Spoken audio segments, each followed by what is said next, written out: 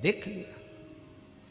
और आपसे भी पहले भी कथा में कहा है, महीने में एक बार, महीने में नहीं बने तो 2 महीने में एक बार, 2 महीने में नहीं बने तो 6 महीने में एक बार, 6 महीने में नहीं बने तो साल में कम से कम एक बार पार्थिव शिवलिंग का निर्माण करना चाहिए और उसका पूजन कर कर विसर्जन करना चाहिए।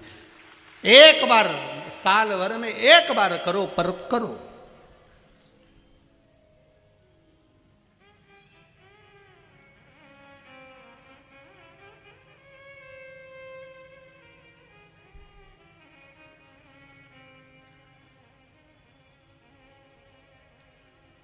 पार्थिव शिवलिंग का निर्माण और जो नियम है, शिव महापुराण के जो नियम बताएं पार्थिव शिवलिंग के, ब्राह्मण सफेद मट्टी का, श्वेत मट्टी का शिवलिंग बना, वैश्य पीली मिट्टी का शिवलिंग बनाए, क्षत्रिय लाल मट्टी का शिवलिंग बनाए, शूद्र काली मिट्टी का शिवलिंग का निर्माण करे। निर्माण करो, उसका पूजन करो, पूजन कर कर उसका विसर्जन करो।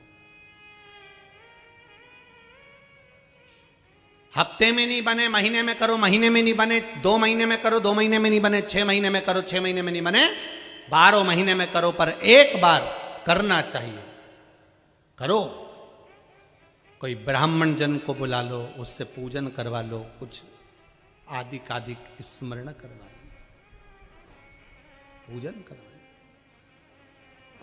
आ जाए ब्राह्मण पूजन करने तो ठीक, नहीं तो स्वयं शिवलिंग का निर्माण कर कर पूजन करो, पर करो। स्वयं दशरथ जी महाराज ने भी शिवलिंग बनाए थे। माता कौशल्या, माता कैकेयी, माता सुमित्रा, उन्होंने भी पार्थिव शिवलिंग का निर्माण करा था। जितने गुरुजन रहे पार्थिव शिवलिंग का निर्माण कर।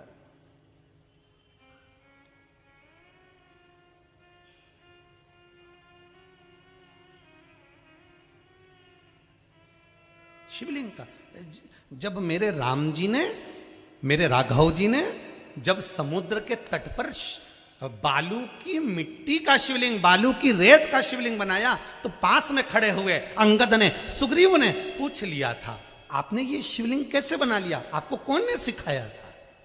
जब तक कोई सिखाया नहीं होगा तब तक बनाया। तो राघव जी कहते हैं, राम जी कहते हैं, मेरे गुरुदेव के आश्रम में जब मैं पढ़ने गया था तो मेरे गुरुजी रोज मुझसे पार्थिव शिवलिंग बनवाने का बताते थे। मैंने निर्माण करता था, गुरुजी उसका अभिषेक पूजन करते थे, मैं उसका विसर्जन करने आ जाता था, इसलिए मुझे ये शिवलिंग का निर्माण करना आता है।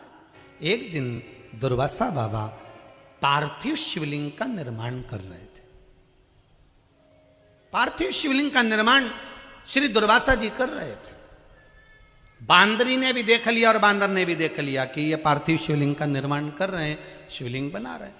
उसको मिट्टी का शिवलिंग बनाकर उसकी पूजन करना, उस पर जल चढ़ाना, उस पर दूध चढ़ाना, उसका पूजन करना, बेलपत्र चढ़ाना, धतूरा चढ़ाना, उसकी आराधना करना। मिलेगा, क्यों नहीं मिलेगा?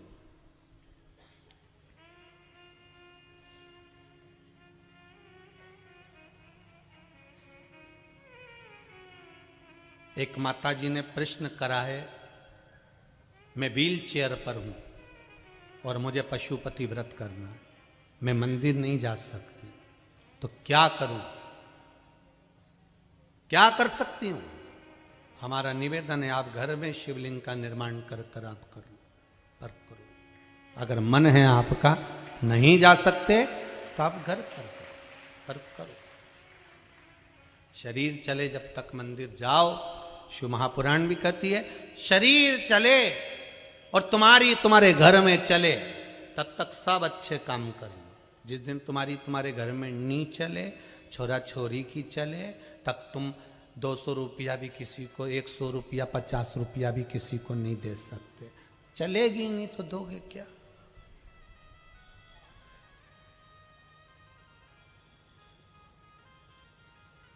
करो। मैं तुम्हें श्राप देता हूं कि तुम बंदर हो जाओ।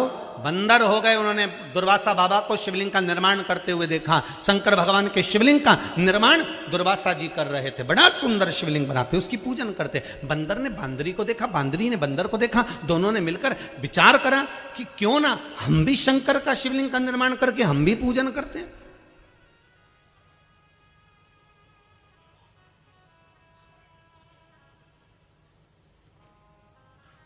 अगर आप पशुपति व्रत कर रहे हो, आप शिव जी पे जल चढ़ा रहे हो, आपको देखकर कोई दूसरा चालू करता है, तो ये समझ लो कि भगवान ने आपको प्रेरणा दी है कि अब तू भी ऐसा कर तो तेरा कल्याण हो जाएगा। तू भी ऐसा कर, तेरा कल्याण हो जाएगा। हमें दूसरे के अवगुण नहीं लेना कि दूसरा अगर ज्यादा श्रृंगार कर रहा है, दूसरा ज्यादा खर्च कर रहा है, दूसरा व्यक्ति खूब उड़ा रहा है होटल में जाकर या कहीं पार्टी में उड़ा रहा है, तो उसको देखकर हमको उड़ाना है। दुनिया के लोग जब शादी करते हैं, फंक्शन करते हैं, किटी पार्टी करते हैं, कोई पार्टी देते हैं, तो वो ये सोच कर देते हैं कि उसने जो खर्च करा था, हम उसकी किटी पार्टी में गए थे, उसने क्या क्या बनाया था, उसने पाव भाजी बनाई थी, उसने रसगुल्ला बनाया था, अपन करेंगे तो अपन ये आइटम बनाएंगे, उससे ज्यादा आइटम मैं बनाऊंगी, उससे अच्छी शादी मैं करूंगा, उससे अच्छा काम मैं करूंगा, उससे अच्छी पार्टी मैं करूंगा। अर्थात तुम्हारी शादी करने में, पार्टी करने में, किटी पार्टी करने में तुम्हारे भीतर थोड़ा ना थोड़ा अहंकार पैदा हो जाता है कि उससे अच्छा कर कर बताऊंगा। अहंकार आ जाता है, अभिमान आ जाता है और वो करी हुई पार्टी बेकार हो जाती है। पर भगवान की पूजन में अगर कोई लगा है, हमें बेकार चीज किसी की ग्रहण नहीं करना। कोई कितना खर्चा कर रहा है, कोई पार्टी कैसी कर रहा है, हमें उससे ये ग्रहण नहीं करना। हमें ग्रहण ये करना है कि वो शंकर जी के मंदिर में रोज पूजन करने जाता है, तो मैं भी शिव मंदिर में पूजन करने जाऊंगा। अच्छा ग्रहण करो। वो श्री शिवाय नमस्तुभ्यम बोलता है, मैं भी बोलूंगा। वो ओम नमः शिवाय पंचाक्षर मंत्र बोलता है, मैं भी बोलूंगा। वो ओम नमो भगवते वासुदेवाय बोलता है, मैं भी बोलूंगा।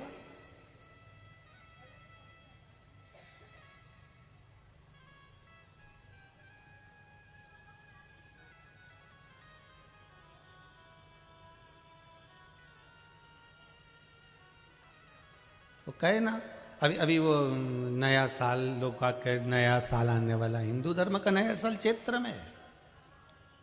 फिर भी तुम्हारा मन नहीं माने, तुम मानो, बोलो। वो क्या बोलते हैं, हैप्पी न्यू ईयर। कितने अक्षर हैं? 12। हैप्पी न्यू ईयर में 12 अक्षर का हैप्पी न्यू ईयर और 12 अक्षर का ही ओम नमो भगवते वासुदेवाय। अब देखिए, 12 अक्षर का हैप्पी न्यू ईयर कहने से 12 महीने नहीं सवरेंगे, पर 12 अक्षर का ओम नमो भगवते वासुदेवाय कहने से 12 महीना सवर जाएगा। 12 महीने संवारने के लिए 12 अक्षर मंत्र बहुत है।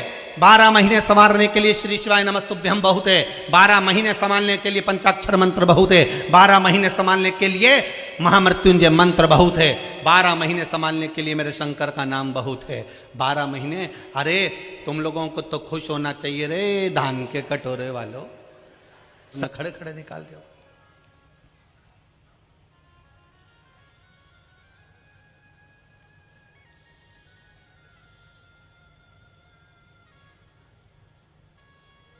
पूरे शरीर में सबसे ज्यादा मजबूत हड्डी पांव की होती है।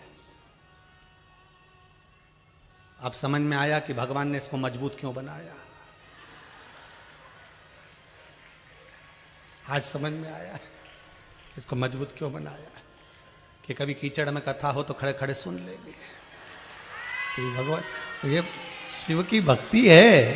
शंकर के, शिव शंकर के ही तुम सब गण हो, ऐसा लगता है मुझे तो।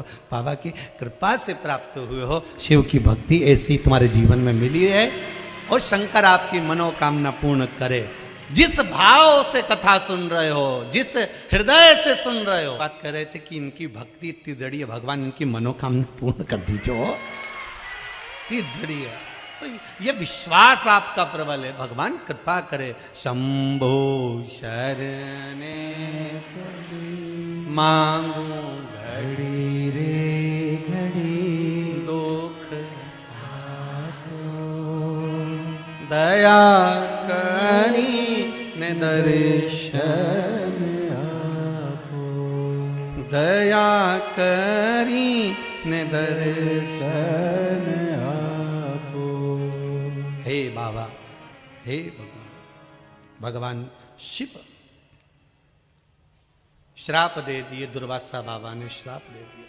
शिव जी की पूजन करी, ऐसी पूजन कैसरी ने करी और ऐसी पूजन उस पुंजिका स्थला ने करी, शिव जी प्रकट हो गए, शंकर प्रकट।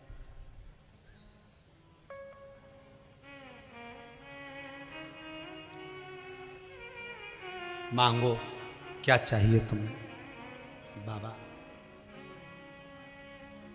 बानर की योनि मिली है। शिव जी कहते हैं वो ऋषियों ने दी है। अगर देवता तुमको बंदर बना देते तो मैं तुमको वापिस तुम्हारा मनुष्य बना देता, वापिस वही रूप दे देता। पर बनाया किसने है? ऋषियों ने। शंकर जी कहते हैं साधु, संत, तपस्वी, साधक, उपासक, ऋषिवर, विद्वत ब्राह्मण जन जिसने कभी किसी के लिए अपशब्द नहीं कहा, किसी को आड़ा टेढ़ा नहीं बोला, जो अपनी भक्ति में लगे रहते थे, कभी किसी में खोट नहीं देखा, ऐसे संत, साधु, ऋषि, गुरुजन अगर किसी को श्राप भी दे देते हैं तो उसको देवता पलट नहीं सकते। इसलिए मैं पलट नहीं सकता। ऋषियों ने तुमको बंदर बनाया है, मैं पलट नहीं सकता। पर प्रभु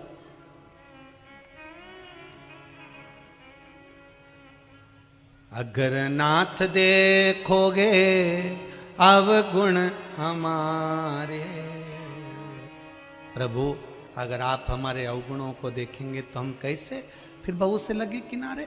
आप साधो, आप साधो। शंकर भगवान ने कहा एक काम कर सकता हूं। क्या? तुम दोनों को एक वर दे सकता हूं। क्या? तुम रहोगे बंदर, जल्दी से तुम्हारे प्राणों को छोड़ने का वर दे सकता हूं कि तुम जल्दी से इस बंदर की योनि से छूटो। तो उससे हमारा कोई फायदा हो जाएगा क्या? शंकर भगवान ने कहा एक फायदा हो जाएगा, तुम भी एक राजा के घर में जन्म लोगी, पुंजिका स्थला, और केसरी तुम भी एक राजा के घर में जन्म लोगे। और सुनो, जिस राजा के घर में जन्म लोगे वहां तुम्हारा स्वरूप तो बंदर का रहेगा, पर तुम्हें एक वर दे देता हूं कि दूसरा जन्म जैसे ही होगा तो तुम बार बार अपने रूप को बदल सकते हो। कभी बंदर बन सकते हो, कभी मनुष्य बन सकते हो, कभी राजा बन सकते हो। तुम अपने रूप को बदल सकते हो, तुम अपने रूप को चेंज कर सकते हो, स्वरूप बदल सकते हो। अब ठीक है प्रभु, वर दे दिया, हमें मंजूर है, जाओ, तथास्तु। इतने में पुंजिका स्थला शिव जी के चरण पर गिर गई। शिव जी के चरण पर पुंजिका स्थला गिर गई। शंकर भगवान ने कहा तुम्हें मालूम नहीं है, तुम्हें ज्ञात नहीं है कि आप एक वर प्राप्त करने के बाद जब तथास्तु कह दिया जाता है तो दूसरा वर मांगा नहीं जाता। आपको ज्ञात नहीं है? पुंजिका स्थला ने कहा मुझे दूसरा वर नहीं चाहिए, मुझे आप चाहिए। शिव जी ने कहा मैं? हां, वर नहीं, वर नहीं। क्या चाहिए? जब मेरा अगला जन्म हो आप जैसा मेरे घर में पुत्र हो, ये वर दे दीजिए। आप जैसा पुत्र मेरे घर में जन्म ले, ये माता अंजना, ये पुंजिका स्थला मांग रही है, मेरे घर में जन्म।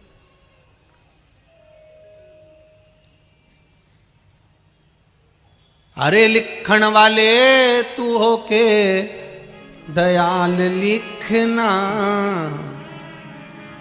मेरे हृदय अंदर भोले जी का प्यार लिखना। हाथों में लिखना सेवा गुरु की, नैनों में गुरु का दीदार लिखना, मेरे हृदय अंदर सतगुरु का प्यार लिखना, कानों में लिखना शब्द गुरु का,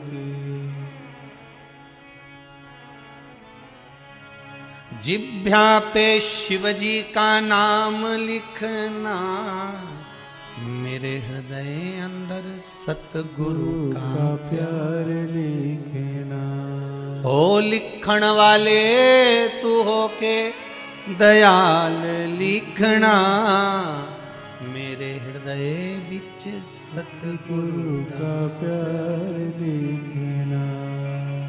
पाँव पे लिखना जाना गुरुद्वारे,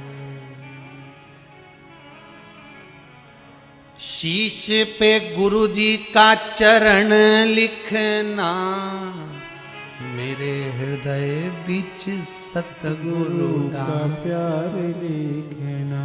ओ लिखण वाले तू होके दयाल लिखना, लिखण वाले तू होके दयाल लिखना, मेरे हृदय बीच सतगुरु का प्यार लिखना, मेरे हृदय बीच सतगुरु का प्यार लिखना। बस वही सुख है, वही सुख।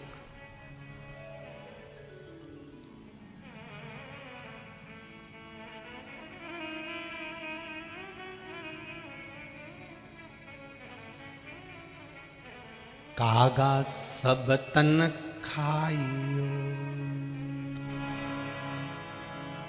कागा सब तन खाई,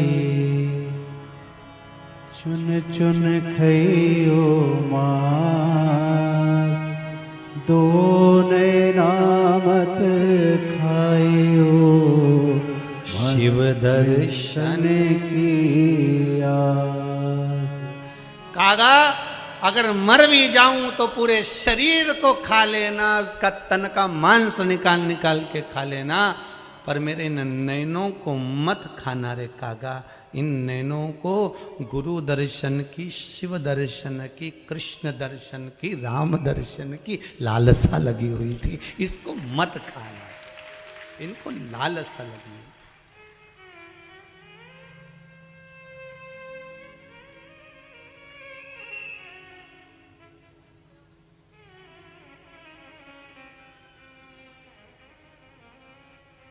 महाराज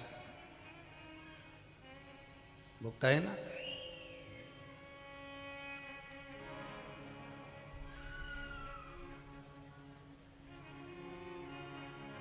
समझाना बड़ा मुश्किल था, समझाना बड़ा मुश्किल है, आखिर वो दर्द दिल है, सच्चा दरबार लगा है, ये भोले की महफिल है, सच्चा दरबार लगा है, ये भोले की महफिल है। मेरे इन नैनों को भोले बाबा का हो, नैनों को भोले बाबा का दीदार चाहिए, वो काशी रहने वाला भोलानाथ चाहिए, वो काशी रहने वाला भोलानाथ चाहिए। नैनों को भोले बाबा का हो, नैनों को भोले बाबा का दीदार चाहिए, वो काशी रहने वाला भोलानाथ चाहिए, वो काशी रहने वाला भोलानाथ चाहिए।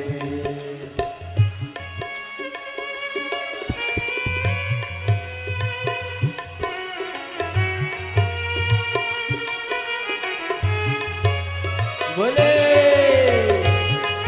जय हो।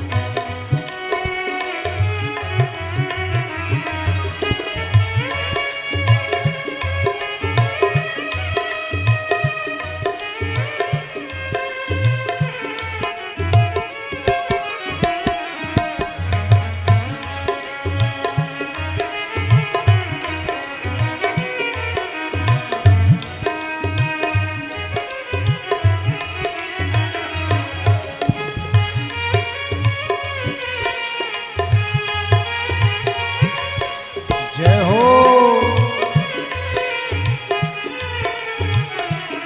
हे भोले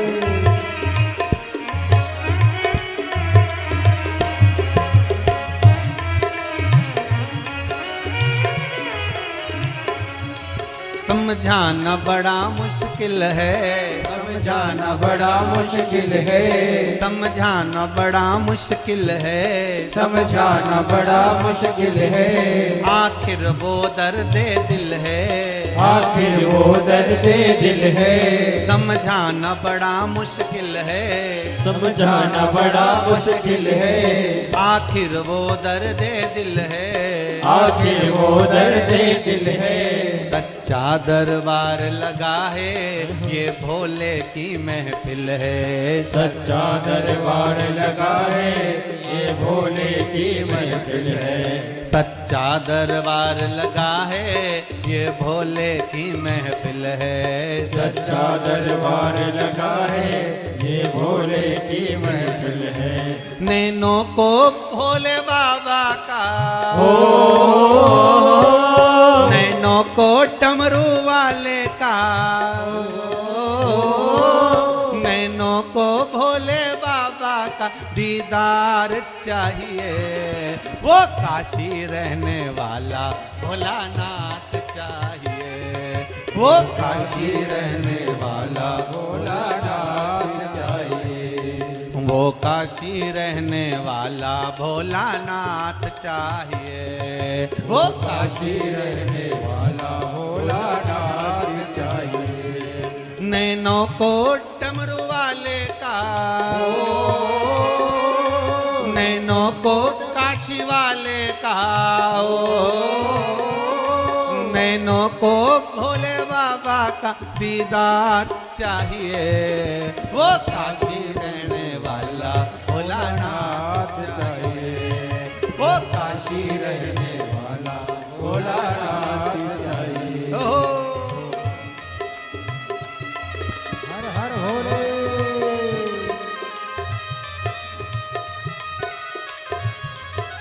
बोले बोले बोले बोले भोले जय हो।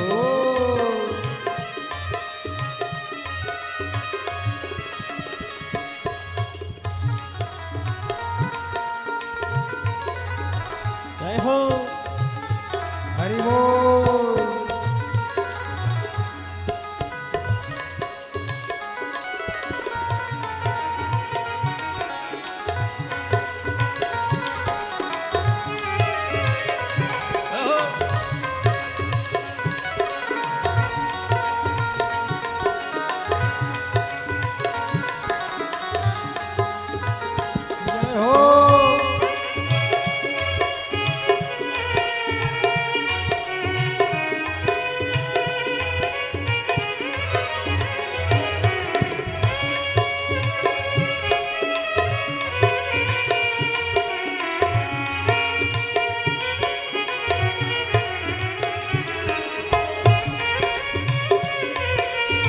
भोले।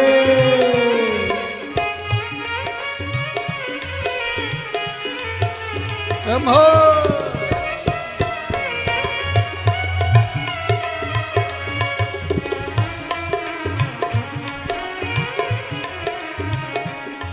कुछ कमी न अरमानों की, कुछ कमी न अरमानों की, तेरे इन दीवानों की, मेरे इन दीवानों की, कुछ अमीन अरमानों की, कुछ कमी न अरमानों की, तेरे इन दीवानों की, मेरे इन दीवानों की।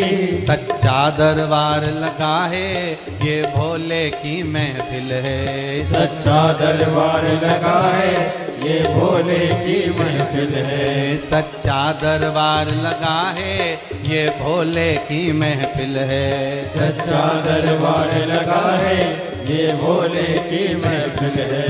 नैनों को भोले बाबा का, नैनों को डमरू वाले का,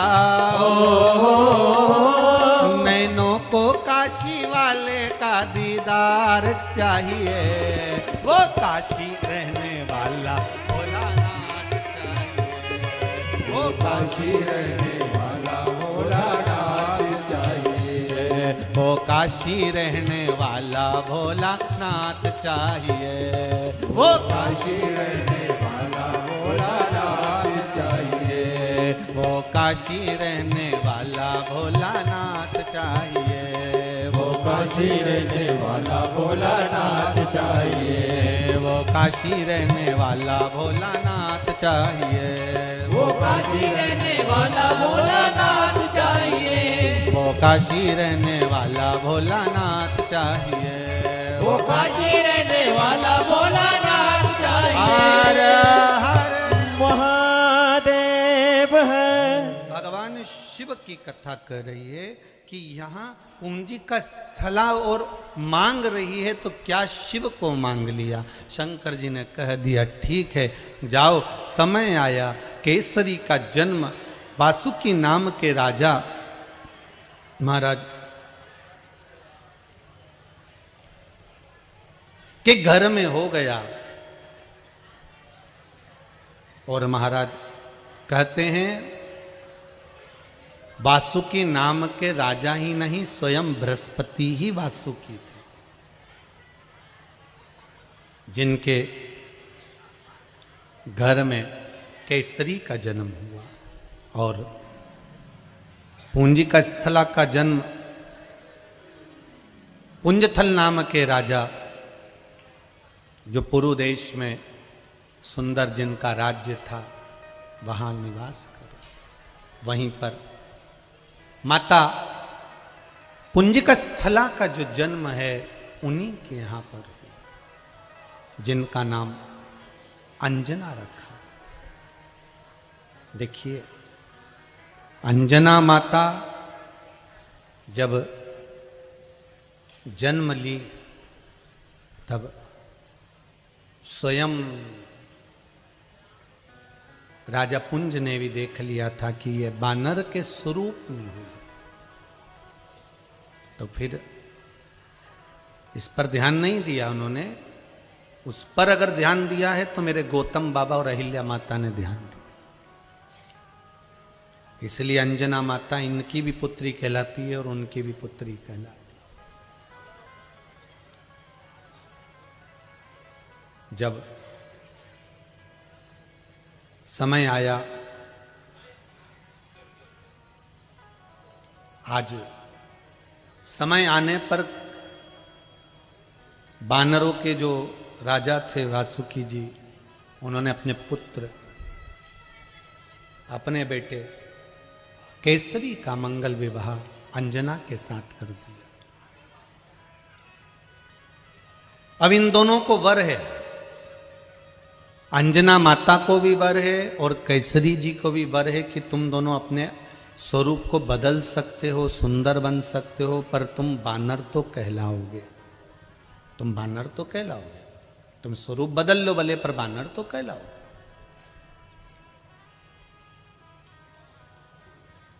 शंकर जी के पार्थिव शिवलिंग का निर्माण कर कर अंजना माता और केसरी ने शिव को प्राप्त कर लिया था।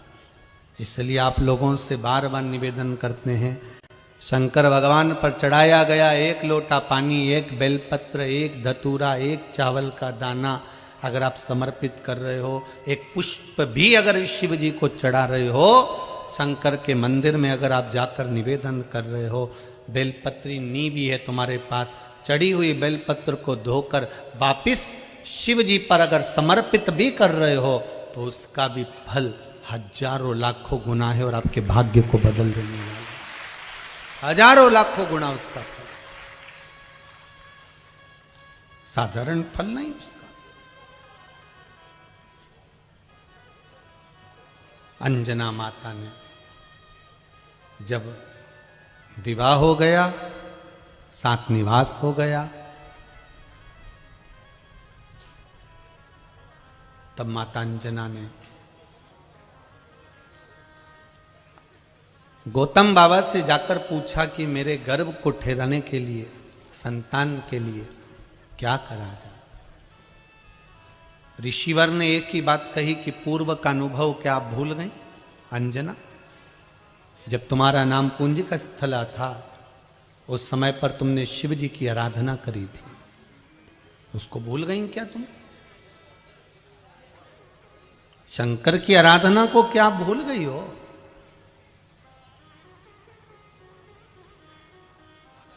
जाओ वापिस पार्थिव शिवलिंग का निर्माण करो और शंकर की आराधना करो, शिव तुम्हारे घर में आए। भक्त माता अंजना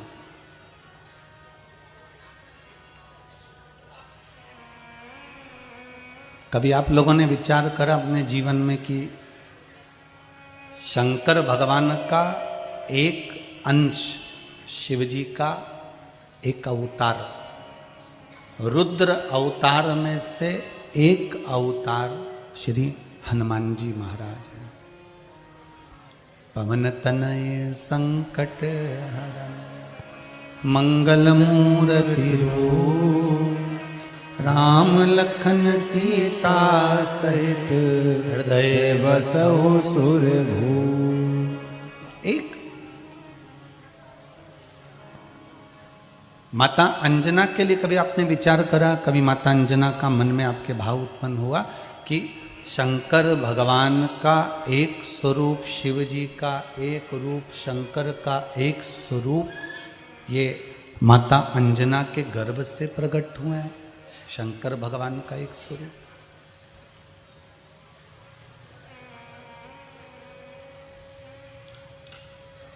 कभी ऐसा अपने मन में कभी विचार किया ऐसा कि अंजना माता के गर्भ से शंकर भगवान का एक स्वरूप प्रकट क्यों हुआ? ऐसा क्या अंजना माता ने करा था?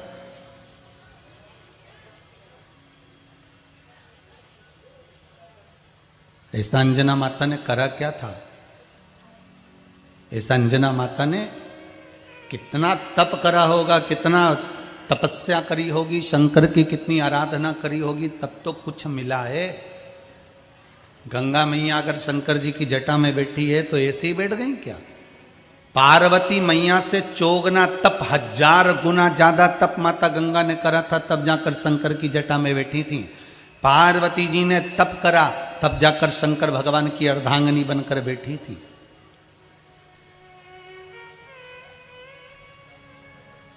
सती मैया ने तप करा था, तब जाकर शंकर भगवान की अर्धांगिनी बनकर बैठी थी। उमा माता ने तप करा, तब जाकर अर्धांगिनी बनकर बैठी। नंदीश्वर ने कितना तप करा, तब जाकर शंकर के दरवाजे पर नंदी बैठा। भृंगी, श्रृंगी, ये जितने भी हैं, इन्होंने कितना कितना तप करा होगा, तब जाकर कहीं शिव मिले। आप लोग तो एक विचार करके बैठते हो कि मैं 2-4 दिन 2-4 सोमवार शंकर जी के मंदिर जाऊं और शंकर जी मेरी मनोकामना पूरी कर दे।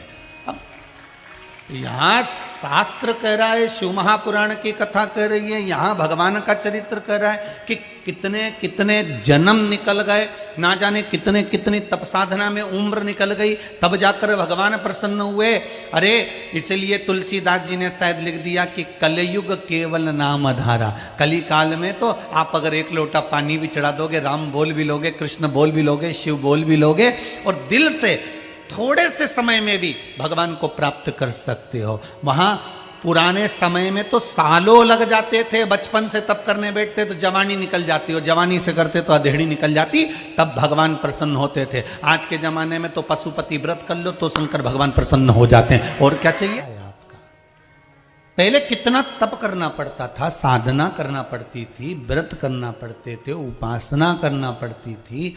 भूखे रहो, नासिका के एक छिद्र से श्वास लो, दूसरे छिद्र से छोड़ दो, कुछ खाओ ना, पियो ना, पत्ती का सेवन करा, बेलपत्र का, सब छोड़ने के बाद तब भगवान मिलते थे। आज के ज़माने में तो खीर बना के ले जाओ, हलवा बना के ले जाओ, 3 हिस्से कर दो, 2 हिस्से मंदिर में चढ़ा दो, 1 हिस्सा ला के अपन खुद निपटा जाओ और शंकर जी मिल जाओ। इससे बढ़कर अभी इतनी सरलता में अगर शिव मिल रहे हैं तो इससे बढ़कर सौभाग्य क्या हो सकता है बाबू?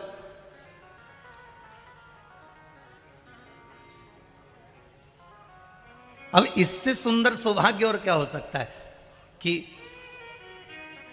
अब तो वो कहे ना कि 1 लोटा पानी चढ़ाए से भोले मिल जाए। 1 लोटा पानी चढ़ाया, शंभु मिल गए, शिव प्राप्त हो गए।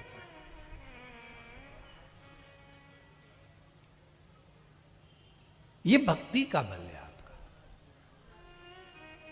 कभी कभी झगड़े से भी शिव प्राप्त हो जाते हैं। एक पति पत्नी अपने बेटे के साथ में, पोता पोती के साथ में, एक पोते के साथ में दादा दादी शंकर जी के मंदिर पहुंच गए। मैं बाल्टी भरी रखी थी तो दादी ने लोटा भर के उठा लिया, और दादा बोले पहले मैं चढ़ाऊंगा, पोता बोले पहले मैं चढ़ाऊंगा, दादी बोले पहले मैं चढ़ाऊंगा। तीनों झगड़ा कर रहे वो शंकर जी के ऊपर। शिवलिंग नीचे, तीनों ने लोटा पकड़ लिया, कलश पकड़ लिया, वो कि मैं चढ़ाऊं, वो कि मैं चढ़ाऊं, वो कि मैं चढ़ाऊं। इतना में तो लोटा गिर गया नीचे, शंकर जी के लग गई। जो शंकर जी के लगी तो पार्वती शिव जी की पूजन करने के लिए जैसे ही जल चढ़ाने गई तो पार्वती जी ने शंकर जी से पूछ लिया, भोलेनाथ जी ये दूसरी पिंडी कहां से आ गई? ये पिंडी मस्तक पर ये कहां से आ गई? शंकर जी बोले 3 भगत मेरे लड़ रहे नीचे, मेरे ऊपर ही झगड़ा कर रहे हैं। तो पार्वती जी बोले इनको झगड़ा करने के लिए और कहीं जगह नहीं मिली? तो क्या पता नहीं, पानी चढ़ाने के लिए झगड़ा कर रहे थे, पति के मैं चढ़ाऊं, पत्नी के मैं चढ़ाऊं, पोता के मैं चढ़ाऊं। इतने में पार्वती जी बोली 1 मिनट भी अब कैलाश पे मत रुको, तुरंत नीचे जाओ और उनको आशीर्वाद दे के आओ। शंकर जी ने पूछा वो क्यों? पार्वती जी बोली अभी तो कर्म फोड़ा, हाथ पैर तोड़ दें, उससे अच्छा पहले ही चले जाओ। तुम तो पहले जाओ और पहले वर दे कर आओ, जाओ यहां से जरा जल्दी से। तब भोलेनाथ जी नीचे गए, उनसे मिले, दादा तुम ध्यान रखना हमारा, हो मंदिर आओ मना नहीं है, शंकर जी का पूजन करो मना नहीं है, शिव की आराधना करो मना नहीं है, पर शंकर को कोई चोट ना पहुंचे इसका ध्यान भी हमको रखना पड़ता है। शंकर के मंदिर में जाने के बाद शिव की शिवपिंडी को, शिवलिंग को जब आप स्नान करा रहे हो, पिंडी को, शिवलिंग को जब स्नान करा रहे हो तब ध्यान रखना, अपनी चूड़ियों को पीछे करिए, कड़े को पीछे करिए, अंगूठियों को साइड में रखिए, तब जाकर भगवान शंकर को आप घिसना प्रारंभ करो। नहीं तो साधारणता से जल चढ़ाओ, दूध चढ़ाओ, पंचामृत चढ़ाओ, अपने हाथ की अंगूठी से, नख से, शरीर के किसी चीज से हमारे देव अधिदेव महादेव को कोई चोट ना पहुंचे। देव हमारे घर के बुजुर्ग को, हमारे घर के बड़ों को हम कितने धीरे से उतारते हैं, सीढ़ियों से उतारते हैं। तो बोलो सही है कि गलत है?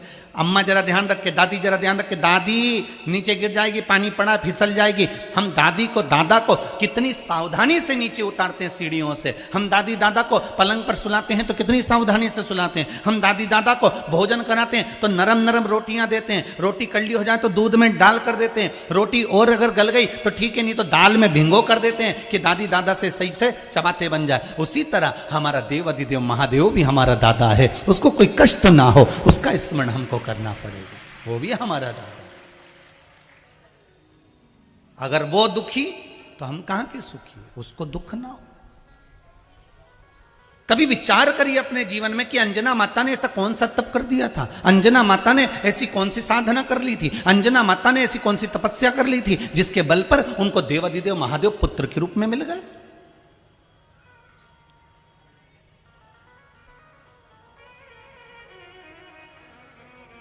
और करा क्या था? समुद्र मंथन के समय पर 3 अप्सरा निकली थी।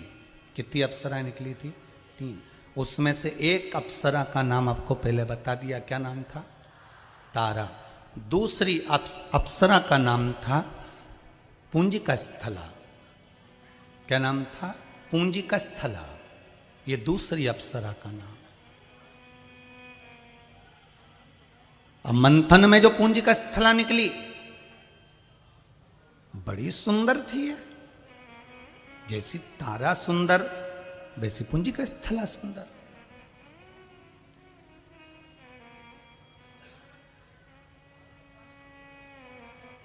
ये अंजना माता की भक्ति की कथा है। अंजना जैसी भी कोई भक्त नहीं होगी शंकर की।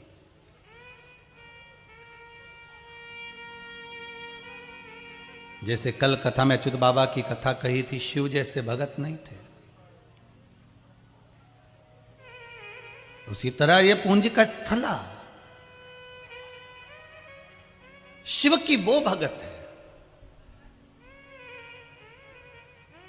पर प्रथम में भगत नहीं रही है। प्रथम में तो अप्सरा थी, सुंदरता थी, इसके शरीर की सुंदरता, इसके चेहरे की सुंदरता।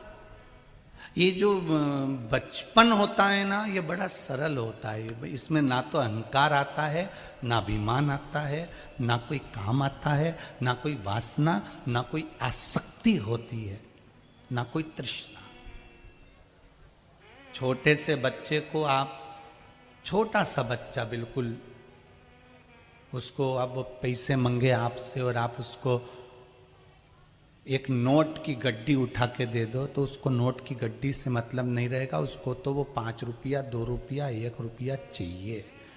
उसको टॉफी लाना है, कुरकुरा लाना है, उसको बाजू वाले की दुकान पे जाके लॉलीपॉप ला के खाना। उसको तुम्हारे 50,000 के नोट की गड्डी से, 1 लाख के नोट की गड्डी से कोई मतलब नहीं।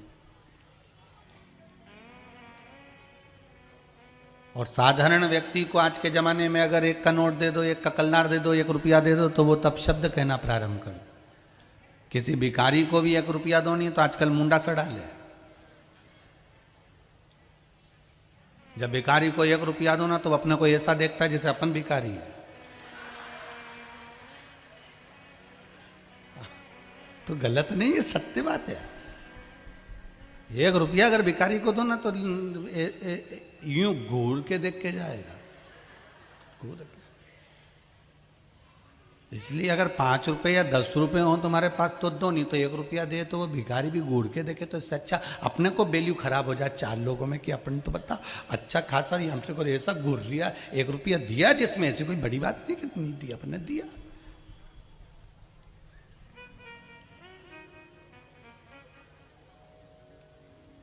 अब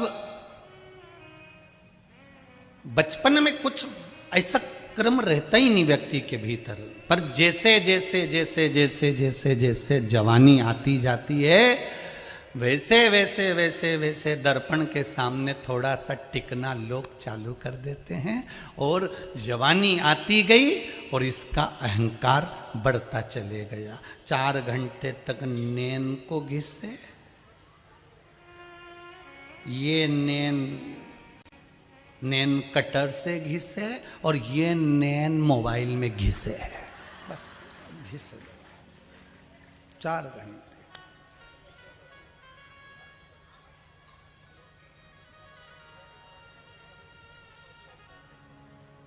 और भगवान ने जिसको ज्यादा सुंदर बनाकर भेज दिया है, बहुत ज्यादा अगर भगवान ने सुंदर बना के भेज दिया तो उसके भी ठिकाने नहीं, पांव जमीन पे नहीं।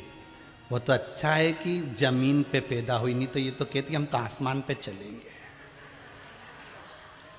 भगवान अगर ज्यादा सुंदर बना के भेज दे तो।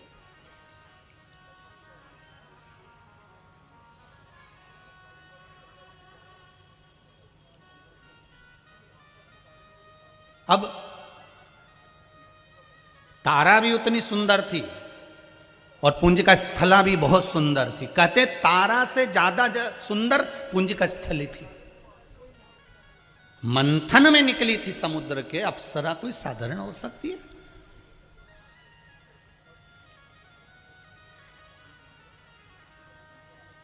मंथन में प्रकट होते से ही इंद्र देवता ने कह दिया पुंजिका स्थला को हम देवलोक की शोभा बढ़ाएंगे, ये वहां की अप्सरा रहेगी। देवता ने कह दिया ठीक है, आप इसको ले जाओ, देवलोक में इसको रखो, ये अप्सरा सुंदरता दे रही है।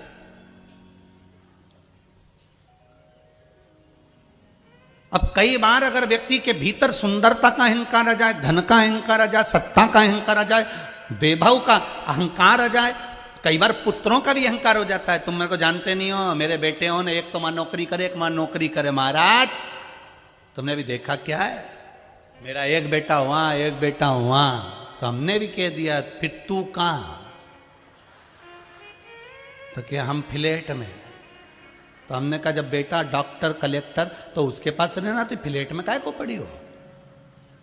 मेरा एक बेटा इस पोस्ट पे है, उसको तो बंगला मिला है, उसके पास में ये है। मेरा दूसरा बेटा वहां विदेश में इस पोस्ट पे, इतना रुपया तो उसको करोड़ों का तो महीने का मिले।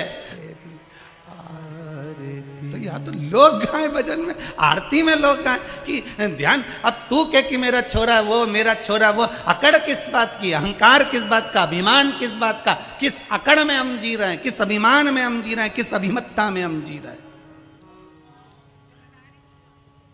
किस अभिमत्ता में हम जी रहे हैं। पुंजिका स्थला का, सुंदरता का उसको अभिमान हो गया था, इसलिए आज इंद्र से कहकर आ रही है आज मैं देवलोक में नृत्य नहीं करूंगी, आज मैं देवलोक में नृत्य नहीं करूंगी, मैं अप्सरा, आज मैं मृत्यु लोक में जा रही हूं, पृथ्वी पर।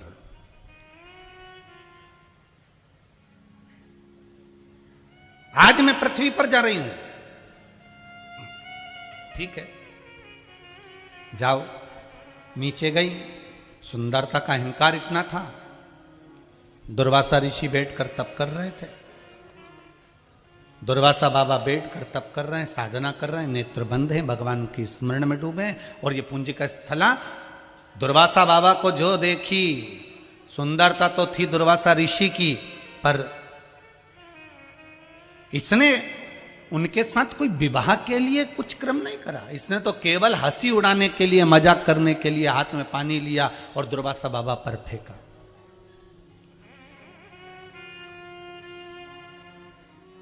फिर हाथ में पानी लिया, फिर दुर्वासा ऋषि पर फेंका।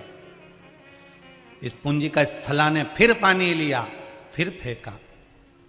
दुर्वासा ऋषि के नेत्र खुल गए। नेत्र खुलते से ही बोले, तुम कौन हो? मैं समुद्र मंथन में निकली अप्सरा पुंजिका स्थला हूं।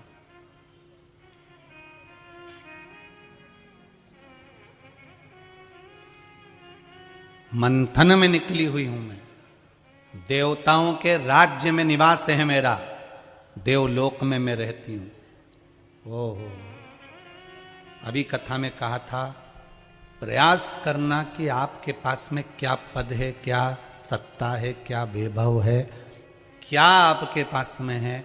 आप कभी अपनी माता को, अपने पिता को, अपने गुरु को और परमात्मा को जाकर कभी मत कहना कि मेरा ऐसा ठाट है, दिया उसी ने है, उन्हीं की कृपा से मिला है।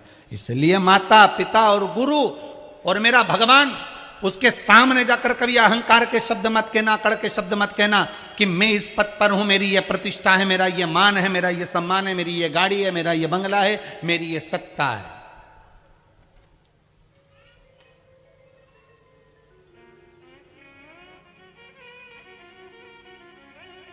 भागवत बहुत होती थी, राम कथा होती थी, शिव महापुराण क्यों नहीं होती थी? क्या कारण था? शिव पुराण नहीं होने का कारण क्या था? क्योंकि इसी पुराण में लिखा है कि शंकर भगवान पर चढ़ी हुई वस्तु का भोग नहीं कर सकता, चाहे ब्राह्मण क्यों ना हो, वो भोग नहीं कर सकता।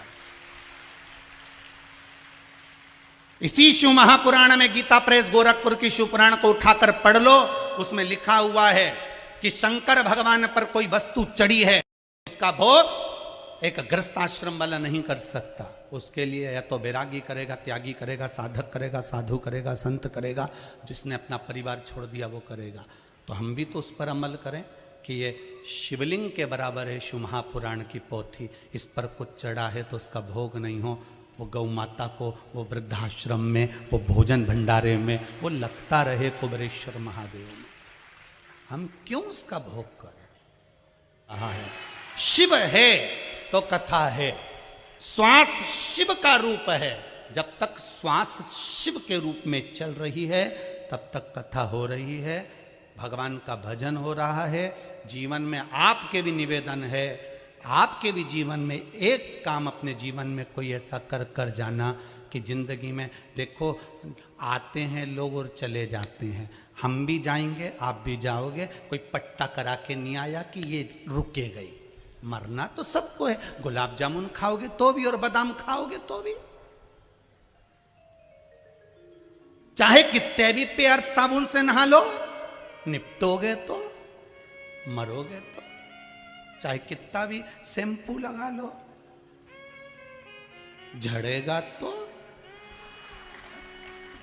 तुम तो कितना ही अच्छे से नहाओ, कितना भी श्रृंगार कर लो और कितना भी अच्छा खा लो, मरना तो निश्चित है। पर निवेदन है, भगवान ने जो शरीर बनाकर भेजा है, हर एक मनुष्य को भगवान ने कुछ देकर भेजा है। उस गुण को हमें प्रकाशित करना है और कुछ अच्छा कर कर फिर इस संसार से जाना है। कुछ अच्छा कर, बाद तक लोग याद करें कि हाँ आज बाबा की कृपा है, शिव कथा है, कुबेरेश्वर महादेव हैं, बाबा करा रहा है, ठाकुर जी कल्लू जी महाराज कर रहे हैं, तो उनके आश्रित है। तुम्हारा धन वैभव नहीं। जब यहां शिव महापुराण की कथा कर रही है माता अंजना के पिता श्री गौतम ऋषि जी को, जो त्र्यंबकेश्वर में रहते थे, जो नासिक में रहते थे, गौतम बाबा को, माता अंजना के पिता को, अहिल्या माता के पति को, वो गौतम बाबा जब अपने आश्रम में रहते थे तो वहां पे जितने ऋषि निवास करते थे, उन ऋषियों ने, उन ब्राह्मणों ने विचार करा कि गौतम बाबा को कुछ भी कर कर यहां से निकालना है, तो उन्होंने गणेश जी महाराज की आराधना करी। सारे ऋषियों ने मिलकर, सारे ब्राह्मणों ने मिलकर गणेश जी को प्रकट करा। गणेश जी ने पूछा क्या चाहिए मांगो, बस एक काम करो कि तुम गौतम ऋषि पर कोई कलंक लगवा दो। गौतम ऋषि पर कलंक? क्या कलंक? कुछ भी करो पर गौतम ऋषि पर कलंक होना चाहिए। भगवान गणेश कहते किसी का बुरा मत करो, तुम ऋषि हो, तुम ब्राह्मण हो, तुम संत हो, नहीं कुछ भी करो पर गौतम बाबा पर कलंक लगाओ और यहां से भगाओ, कुछ भी करो। तो भगवान गणेश जी ने खूब समझाया, नहीं माने। तब गणेश जी ने पूछा तुम बताओ मुझे करना क्या है, तो कहा तुम गाय बन जाओ। गौतम ऋषि के पास जो जमीन है उस जमीन पर तुम चरना, कुछ खाना, दुबली पतली गाय बन जाना, बिल्कुल जिसमें प्राण चल रहे हो मात्र, और कुछ शरीर में नहीं हो, हाड़ मांस सब समाप्त हो गया हो, ऐसी गाय बन जाओ। उससे क्या होगा, जब गौतम ऋषि की आप उस भूमि पर कुछ खा रहे होगे, गौतम ऋषि वहां से निकल कर जा रहे होंगे और वहीं पर आप अपने प्राण त्याग देना। हम कह देंगे कि इसने गौ हत्या कर दी और उसको यहां से भगा देंगे, उसको यहां से भगा देंगे। गौतम ऋषि के उस भूमि पर गणेश जी गाय बन गए, पर ऋषियों के हाथ गणेश जी ने जोड़ लिए, ब्राह्मणों के हाथ गणेश जी ने जोड़ लिए, संत महात्मा के हाथ गणेश जी ने जोड़ लिए। मेरी विनती स्वीकार करो, इस ऋषि पर श्राप मत लगवाओ, इस ऋषि का नाम बदनाम मत करो। ये भी संत है, ये भी ब्राह्मण है, ये भी ऋषिवर है, तुम्हारे हाथ जोड़ो। पर भीतर का कपट इतना भर गया था, गणेश जी को मानना पड़ा। गाय बनकर गए गणेश जी, और वहीं से गौतम बाबा निकल कर जा रहे थे। गाय को एक घास का तिनका श्री गौतम बाबा ने उठाकर गाय को खिला दिया और गाय वहीं पर मर गई। जैसे ही गाय मरी, सारे ऋषियों ने, ब्राह्मण जन ने कह दिया अरे इसको यहां से भगाओ, ये गौ हत्यारा है, और लोगों ने उसको धक्का देकर निकाल दिया। निकलने के बाद भी लोगों ने नहीं छोड़ा गौतम ऋषि को। तब अहिल्या की आंख से जल बहने लगा, मैं क्या करूं आपके लिए। गौतम बाबा पूछते हैं अब अपने को कुछ नहीं करना, अब तो शंकर की आराधना करना है, शिव की आराधना। शंकर की जो आराधना करना चालू करा, एक अकेले शंकर प्रकट नहीं हुए, ब्रह्मा विष्णु महेश तीनों प्रकट हो गए, और तीनों ने अपने अपने चरण की धार जल की दे दी। वो तीन आज भी बैठे हुए हैं त्र्यंबकेश्वर के रूप में, जिसमें से जल की धार निकलती है और गौतम बाबा स्नान कर रहे हैं। वो 12 ज्योतिर्लिंग में से एक ज्योतिर्लिंग त्र्यंबकेश्वर का केवल इन ऋषिवर के, इन ब्राह्मण जन के भीतर के कपट के कारण। और कहा शंकर भगवान प्रकट होकर बोले गौतम सबसे पहले मैं इनको श्राप देता हूं। गौतम ऋषि ने चरण पकड़ लिया, इनको श्राप मत देना, अगर आज ये नहीं होते तो तुम कहां से मिल जाते, अगर आज ये नहीं होते तो तुम कैसे मिल जाते? इनके बोलने से, इनके अपशब्द बोलने से, इनके गणेश जी को गाय बनाकर मारने से, इनके ताने देने से, इनके अपशब्द बोलने से कम से कम मेरा शंकर तो मुझे मिला है, मेरा ब्रह्मा और विष्णु तो मुझे मिला है। इसलिए अभी कथा में कहा आपको कि कोई तुम्हारी बड़ाई करे, कोई तुम्हारा यश गाए, तुम बिल्कुल मना कर देना, फोन बंद कर देना। और कोई तुम्हारी बुराई करे, बड़े प्रसन्न हो जाना कि लोग अब तुम्हारे भलाई का सोचने लगे हैं, अब तुम्हारे लिए कृपा करने लगे। बहुत बड़े मत बनना, बहुत बड़े हमको भी नहीं बनना बहुत बड़े। भगवान शंकर से और ठाकुर जी से निवेदन है कि भगवान छोटा बना कर रखना। जितना सुखी छोटा व्यक्ति रहनी, उतना बड़ा दुखी वो बड़ा। जहां निकले ना वहीं लोग कैमरा लेके तैयार खड़े, खच्चक तुरंत 2 मिनट बाहर। अभी जिस दुर्गापुर की दुर्गापुर क्या है, दुर्ग की जिस सोसाइटी में भी रह रहे हैं, तो छज्जे में आकर खड़े हो तो सामने वाले बिल्डिंग के भी लोग तुरंत, बड़ी आफत है, बड़ी आफत, बड़ी आफत। अभी एक बार की तो हम तुम्हें सुना नहीं सकते, बोलो तो सुना है।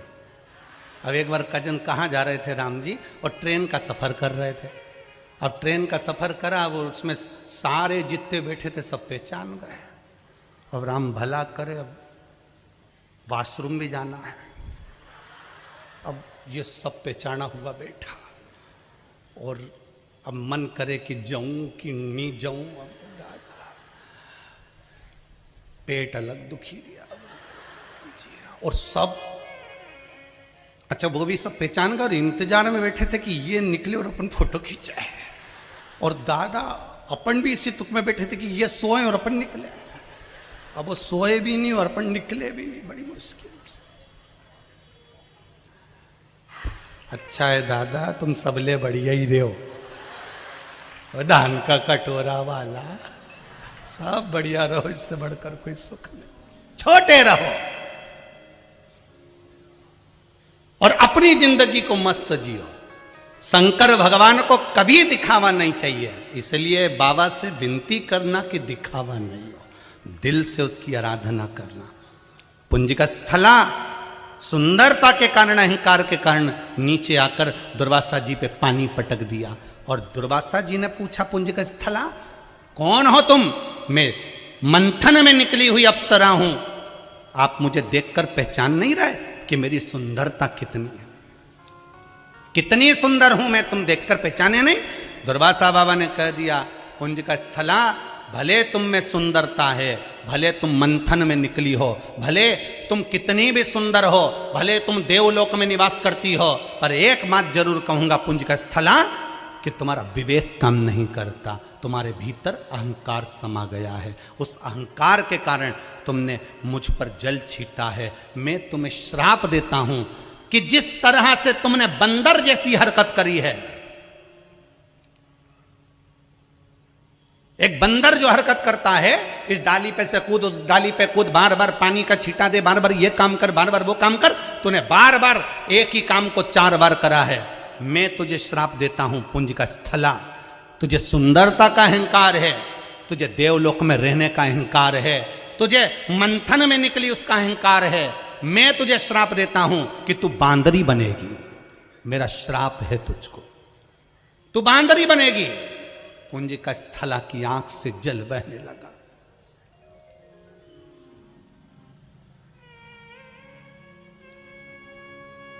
यह है हनुमान जी महाराज की माता की कथा। जो अंजना माता शिव की भगत हुई थी, ये वो शंकर के भगत की कथा है। ये पुंजिका स्थला की कथा है, ये अंजना की कथा है। ये महाराज केसरी की धर्म पत्नी की कथा है।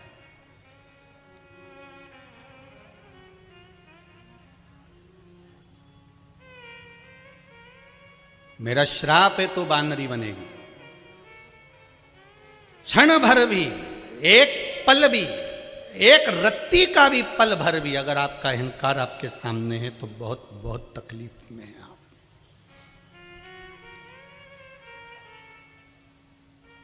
3 चीजों से बच लो, धन, स्त्री और आपकी प्रशंसा, आपकी बड़ाई।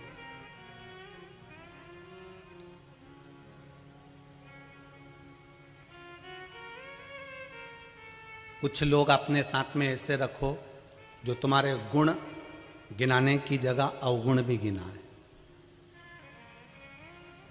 अपने साथ कुछ लोग ऐसे रखिए, केवल बड़ाई करने वाले नहीं चाहिए, अवगुण गिनाने वाले भी चाहिए। कि आपके भीतर क्या क्या अवगुण है, और अपने भीतर के अवगुण निकाल कर कभी कभी आप भी भगवान के सामने गिना दिया करो कि मुझ में यह अवगुण भरा हुआ है, मुझ में यह अवगुण।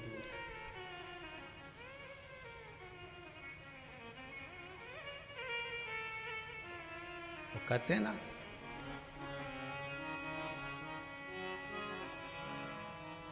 मेरा अवगुण भरा शरीर प्रभु जी कैसे तारोगे, मेली चादर झीमर झीर कहो ना कैसे तारोगे। पाप करंता हसे ये मनवा, जाप करंता रोवे। पाप करंता हसे ये मनवा, जाप करंता रोवे। काम क्रोध में निस दिन जागे, कथा कीर्तन सोवे। काम क्रोध में निस दिन जागे, कथा कीर्तन सोए। ऐसी फूटी पड़ी तकदीर कहो ना कैसे तारोगे, कहो ना कैसे तारो ओ भोले कैसे तारोगे। कितना अवगुण भरा इस शरीर के अंदर, तुम तारोगे कैसे, कैसे तारोगे। कोई कोई रोग शरीर में ऐसा हो जाता है कि उसकी एक गोली तो रोज खाना ही पड़ती है। बस सारे अवगुण निकल जाते हैं, पर एक अवगुण रह जाता है अहंकार का। वो गोली रोज मिलती है, प्रतिदिन टेबलेट ही ऐसी।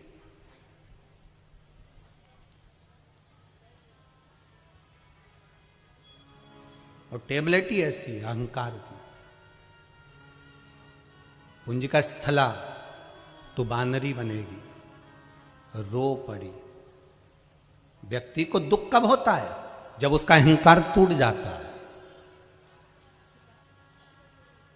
जब अभिमान टूटता है तब दुख होता है।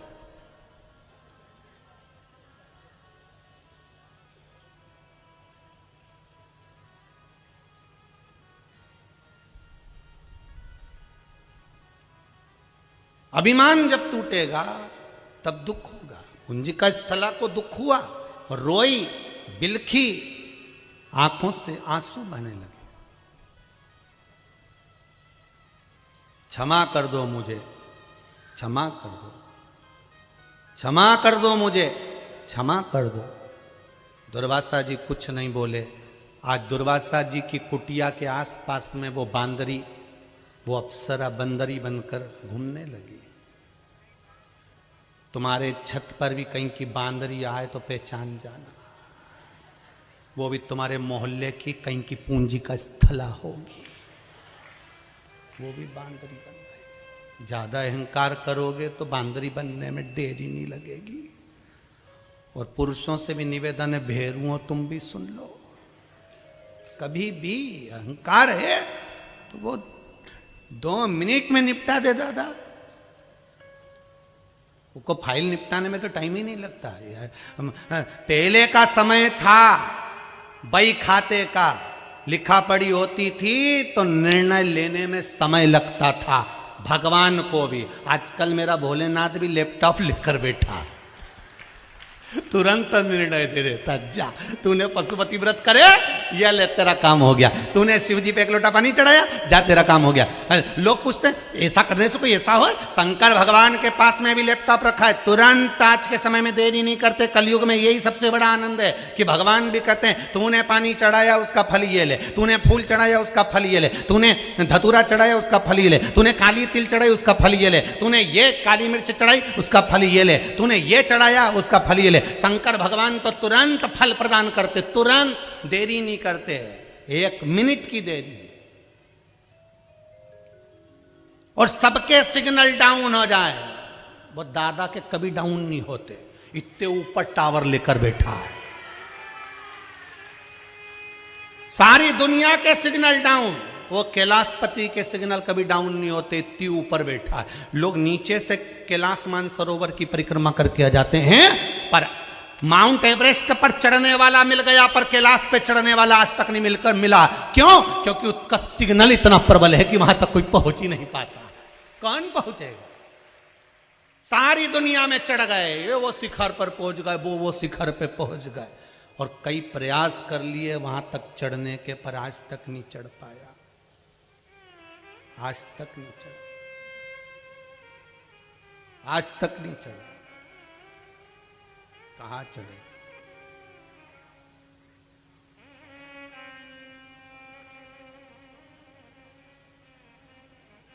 इसीलिए आप लोगों से कहते हैं बहुत ऊंचा बैठता है तो वो ऊंचा सुनता है। तुम धीरे से अगर शंकर जी की जय बोलोगे ना तो उसको सुनाई कम देता है, इतने ऊपर टावर पे बैठा है। और तुम जैसे तुम्हारा कोई पहचान वाला पानी की टंकी पे चढ़ जाए और तुम नीचे से चिल्लाओ कमलेश कमलेश कमलेश कमलेश, कहीं नीचे उतरे तो तुम्हें जम के बोलना पड़ा कमलेश। और भगवान प्रेम की वाणी जल्दी सुनता। समय निकला, एक नगर का राजा जिसका नाम था केसरी सिंह, एक हिरण को मारकर जा रहा था। हिरण को बाण लगा, वो हिरण दुर्वासा जी की कुटिया में आ गया, ऋषिवर की कुटिया में आ गया। ढूंढते ढूंढते उस हिरण को केसरी सिंह वहां पहुंच गया। बड़ा सुंदर राजा था ये भी, बड़ा सुंदर। दुर्वासा जी ने पूछा क्या बात है, कहां से आए हो? मैं नगर का राजा केसरी सिंह, आप मेरे नगर में निवास कर रहे हो। मुझसे पूछने से पहले केसरी सिंह कहते हैं पहले अपना परिचय दो, तुम कौन हो? दुर्वासा जी ने कहा मेरा परिचय एक ही है कि मैं दुर्वासा हूं, भगवान का भगत हूं, आप जाओ मेरी कुटिया से बाहर निकल जाओ। केसरी सिंह ने कहा मेरे नगर में निवास कर रहे हो, मेरे राज्य में रह रहे हो, मेरे साथ में मेरे सम्मुख में खड़े होकर मुझे बाहर निकाल रहे हो, इतनी सामर्थ्यता है आपकी? एक को सुंदरता का अहंकार था, दूसरे को अपनी सत्ता का अहंकार था कि मेरा क्षेत्र है। कई लोग कहते हैं मेरा एरिया। अब इनके कौन समझा, एरिया तो कुत्ते का होता है, तो ये तो कहे कि मेरा एरिया।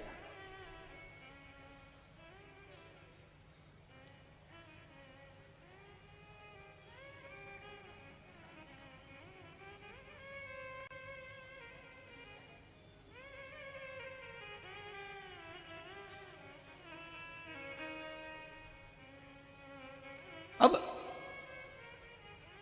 इन्होंने कहा आप मेरे क्षेत्र में रह रहे हो, मेरे क्षेत्र में बैठे हो और मुझे निकाल रहे हो बाहर, मुझे? दुर्वासा जी ने कहा क्या चाहिए तुमको वो बोलो। हिरण आया है, दुर्वासा जी ने कहा अंदर है, पर दूंगा नहीं, उसको घाव लगा है, मैंने मल्लम पट्टी करी है, वो हिरण मेरे को दो, नहीं दूंगा। राजा कहने लगा है तुम्हारी अवस्था देख रहे हो और मेरी अवस्था देखो, कितनी तरुणी अवस्था है मेरी, अगर मैंने आपका हाथ पकड़ लिया तो छुड़ा नहीं पाओगे। चलो केसरी सिंह के शब्द सुने तो दुर्वासा जी को क्रोध आ गया और दुर्वासा जी ने हाथ में जल लेकर कहा, ए केसरी सिंह, मैं तुझे श्राप देता हूं, जैसे वो बांदरी बनी तू बंदर बनेगा। जा, मेरा श्राप है तुझे, तू बानर बनेगा।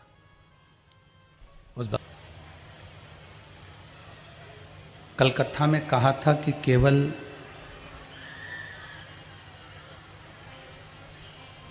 माला लेकर बैठ जाने से या बहुत सारा चंदन लगा लेने से या वस्त्र बदल लेने से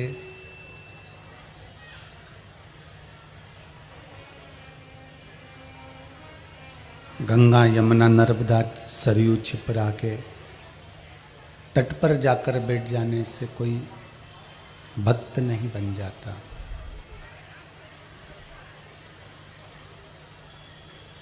वहां बैठने से कोई भक्त नहीं बनेगा।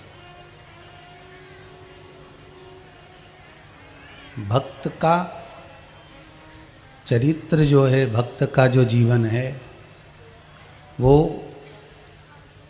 परमार्थ के लिए भी,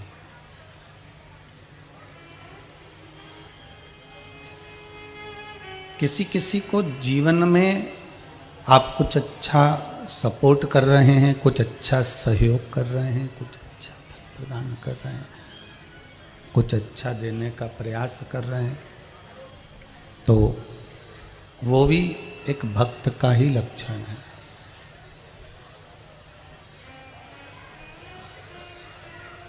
किसी के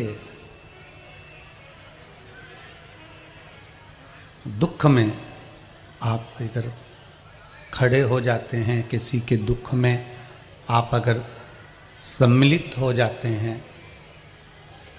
और उसको अगर आपने कुछ थोड़ा सा भी सुख प्रदान करा, थोड़ा सा भी एक आनंद प्रदान करा, तो वो भी एक भगवान की भक्ति ही है।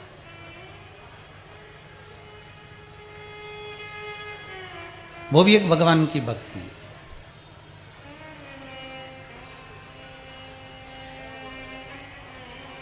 और वो भक्ति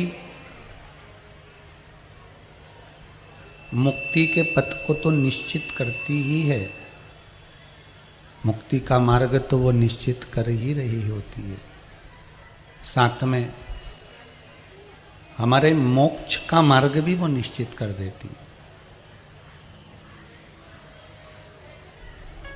पहले की कथाओं में आपको कहा था कि मुक्ति पाना एक सरल विषय है, कि एक योनि से छूटे दूसरे योनि में चले गए, दूसरे योनि से छूटे तीसरी योनि में चले गए, तीसरी योनि से छूटे चौथी योनि में चले गए।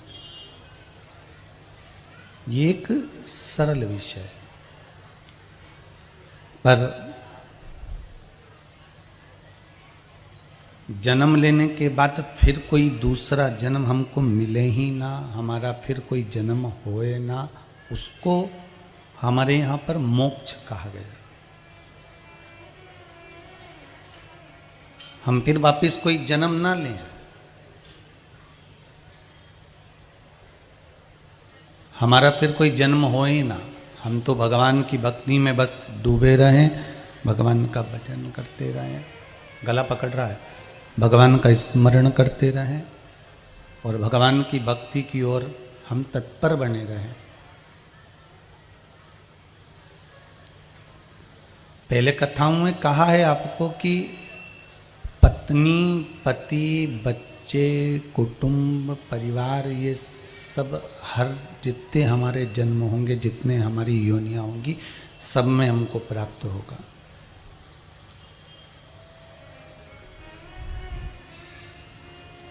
हर जन्म में हमें पत्नी भी मिलना है, हर जन्म में हमको पति भी मिलना है, हर जन्म में हमारे बच्चे भी होना है। प्रत्येक जन्म में हमारी पत्नी, हमारे पति, हमारे बच्चे, हमारा परिवार, हमारा कुटुंब सब मिलेगा, पर प्रत्येक जन्म में भगवान की शिव महापुराण की कथा नहीं मिलेगी, प्रत्येक जन्म में नहीं मिलने वाली। प्रत्येक जन्म में वो शंकर की कथा, शिव का स्मरण, शंकर का भजन, शिव भक्ति, शिव का स्मरण प्रत्येक जन्म में हमें प्राप्त नहीं होगा।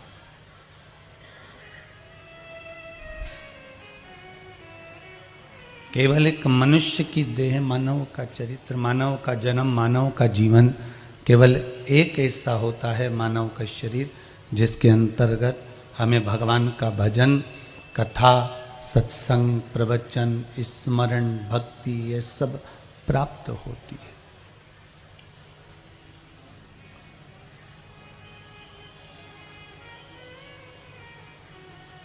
वो कहते ना, बड़ी मुश्किल से नर तन मिला है, बड़ी मुश्किल से नर तन मिला है, ये गंवाने के काबिल नहीं,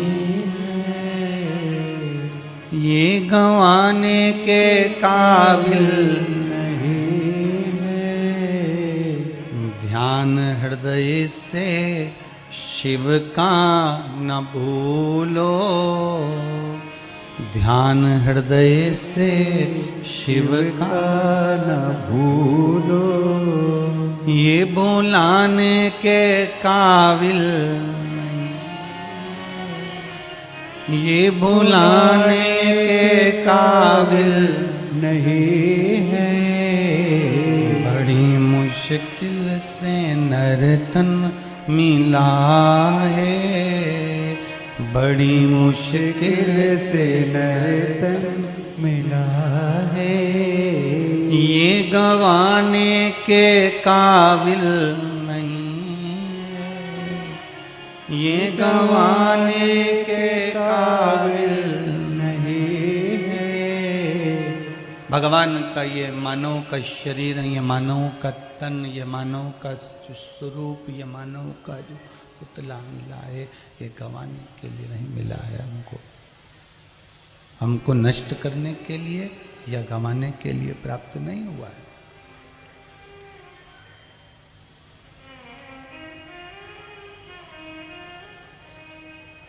सब कुछ मिल सकता है, हर जन्म में आपको सब कुछ मिलेगा, पर ये भगवान की कथा, ये भगवान का भजन, ये भगवान का स्मरण हमको प्राप्त नहीं होगा।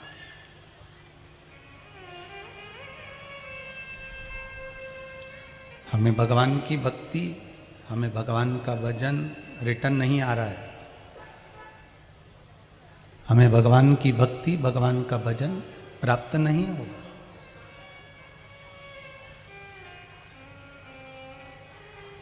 शिव तत्व कह रहा है, भगवान शंकर की कथा कह रही है, भगवान शंकर का स्मरण कह रहा है, भगवान शंकर का चरित्र कह रहा है कि भगवान शिव की कथा कह रही है कि एक तो कठिन है मानव का शरीर और दूसरा कठिन है भगवान का भजन।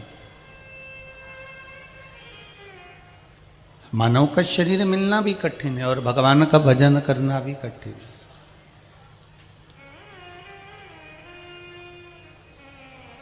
एक बार मनुष्य, एक बार अगर मानव शंकर के शिवलिंग का स्पर्श करता है, देखिए जरा शिव महापुराण का और लिंग पुराण का कितना सुंदर संवाद यहाँ वर्णन किया गया है कि एक बार यदि ये मनुष्य, ये मानव शंकर भगवान के शिवलिंग का जिसकी आराधना करता है, जिसकी पूजन करता है, जिसका स्मरण करता है, जिसकी भक्ति में डूबा रहता है, एक बार अगर उसका मात्र स्पर्श करता है तो शिव महापुराण की कथा कहती है कि एक योनि से वो छूट जाता है, केवल मात्र स्पर्श कर लेंगे।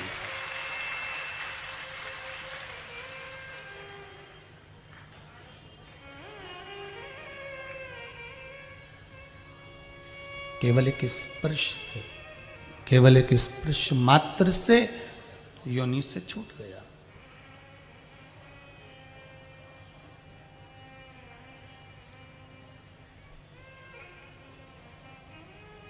84 लाख योनियां मानव की हैं प्राण त्यागने के बाद। 84 लाख योनियों में आखिरी की ये योनि है, ये मनुष्य की देह, मानव का शरीर है, जो बड़ी मुश्किल से प्राप्त होता है, बड़ी मुश्किल से मिलता है।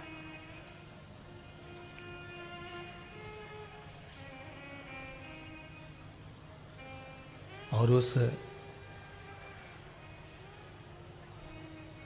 योनियों से मुक्ति का एक प्रयास है शिव महापुराण की कथा, मोक्ष होने का एक प्रयास है।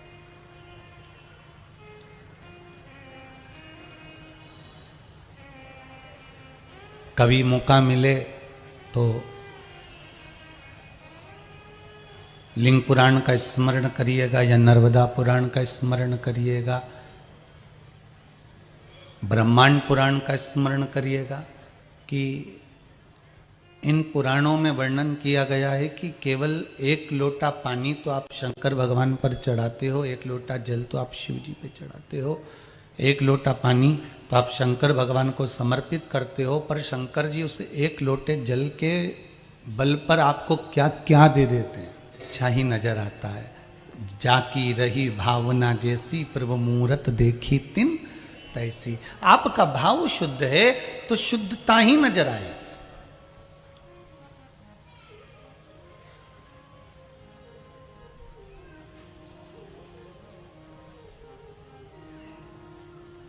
शिव महापुराण पूरी की पूरी विश्वास पर है।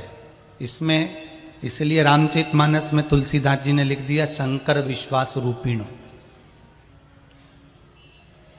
इसलिए तुलसी बाबा लिखते हैं शंकर विश्वास रूपिणो, मतलब शंकर विश्वास है। अगर आप विश्वास पर इसको भजोगे, विश्वास पर आप इसका स्मरण करोगे, विश्वास रखकर शिव को एक लोटा पानी अगर चढ़ाओगे तो ये पक्का है कि शंकर मिलेगा। दया करी ने दर्शन। एक गुरु के दरवाजे पर जाने में और एक परमात्मा के दरवाजे पर जाने में हमें कभी संकोच नहीं करना, हमें कभी नहीं विचार करना। जब कोई मौका मिल जाए कि तुम्हें शिव महापुराण की कथा हो रही है, शंकर की कथा चल रही है, हाँ, एक प्रश्न हमारे भीतर खड़ा होता है। जब हम सूर्य नारायण भगवान को अर्घ देते हैं, जल चढ़ाते हैं, तो वो जल पृथ्वी पर जब गिरता है तो उसके छींटे हमारे शरीर पर लगते हैं। क्या वो ठीक है? क्या वो श्रेष्ठ है?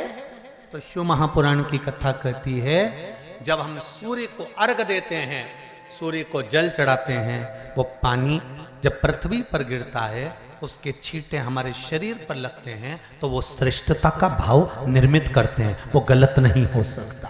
कारण अब वो भी समझ लीजिए।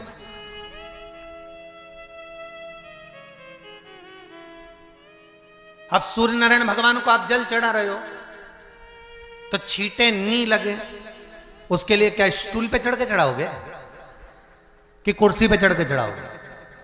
अरे बोलो तो सही। अब कई लोगों के दिमाग में यह बात भरा गई कि हम भगवान को जल चढ़ाते हैं, वो हमारे शरीर में छींटे लगते हैं, जमीन पे से पानी गिरता है, वो हमारे शरीर को छींटे लगते हैं, भगवान को अच्छा नहीं लगता होगा। कौन ने कहा? पहले तो उसको पकड़ के ला।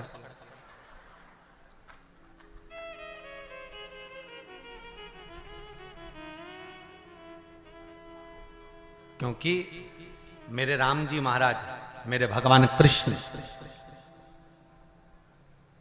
बड़े बड़े संत, साधु, सन्यासी, तपस्वी, साधक, उपासक जितने भी हुए, जिन्होंने सूर्य की आराधना करी, इन्होंने टेबल पे चढ़कर या कुर्सी पे चढ़कर जल नहीं चढ़ाया। इन्होंने पृथ्वी पर खड़े होकर ही, क्योंकि पृथ्वी तत्व के देव हैं शिव। जब हम मृत्यु लोक पर खड़े होकर, पृथ्वी पर खड़े होकर भगवान शंकर का भाग पृथ्वी तत्व को धारण कर कर जल को हाथ में लेकर जब समर्पित करते हैं और जो जल नीचे गिरता है वो शरीर पर अगर लगता है तो हमको उसका आशीर्वाद ही प्राप्त होता है, दोष नहीं लगता। पर लोगों ने इसको विपरीत कर दिया। कि कौन ने विपरीत करा? कई लोगों ने इसको विपरीत कर दिया। कौन ने विपरीत करा? तो जो दूसरे धर्म के लोग होते हैं, जिनको हिंदू धर्म से नफरत होती है, और जो हिंदू धर्म की पूजन सेवा अर्चना को समाप्त करना चाहते हैं, वो धीरे धीरे धीरे धीरे कहने लगे कि सूर्य को जल चढ़ाओगे तो शरीर में लगेगा, शरीर में लगेगा तो दोष लगेगा। इसको कह कहकर घर घर में सूर्य को जल चढ़ाना लोगों ने बंद कर दिया कि आप जल चढ़ाएंगे तो दोष लगेगा, शरीर पे छींटा लगेगा, शरीर को ऐसा लगेगा। ये दोष नहीं है। कितनी सुंदर बात है महाराज। सूर्य नारायण भगवान को जब जल चढ़ाया जाता है, हाथ सिर से 8 इंच की दूरी पर होना चाहिए। जम के बोलिए, सिर से कितना ऊंचा होना चाहिए? 8 इंच ऊपर अपना हाथ होना चाहिए मस्तक से सूर्य को जल चढ़ाते समय। और ना चांदी का, ना स्टील का, ना लोहे का, ना प्लास्टिक का, ना कांच का, ना सोने का कोई बर्तन, ना कांसे का, ना एल्युमिनियम का, ना पीतल का, केवल एक पात्र होना चाहिए, वो है तांबे का। काय का पात्र होना चाहिए? तांबे का पात्र। और सूर्य नारायण भगवान को जब 8 इंच ऊपर तुम्हारा हस्त है, और जब हम सूर्य को जल चढ़ा रहे हैं, कैसे जल चढ़ाना है वो भी समझ लीजिए। अगर कोई कैंसर का मरीज है, जिसके चेस्ट में कैंसर आ गया हो, लेफ्ट में राइट में कहीं पर कैंसर आ गया हो, या कोई गठान आ गई हो, तो महाराज आप जल चढ़ाते समय उस जल की धार को सूर्य भगवान को जब चढ़ा रहे हो, तो धार आपकी गठान की ओर जाना चाहिए, जिससे सूर्य की किरण उस जल में से आपके उस स्थान पर पड़े, उस जगह पर पड़े जहां पर गठान है। महाराज आप लगातार जल तो चढ़ाना चालू करो, अच्छे अच्छे डॉक्टर फेल हो जाएंगे और कह देंगे गठान ठीक हो गई।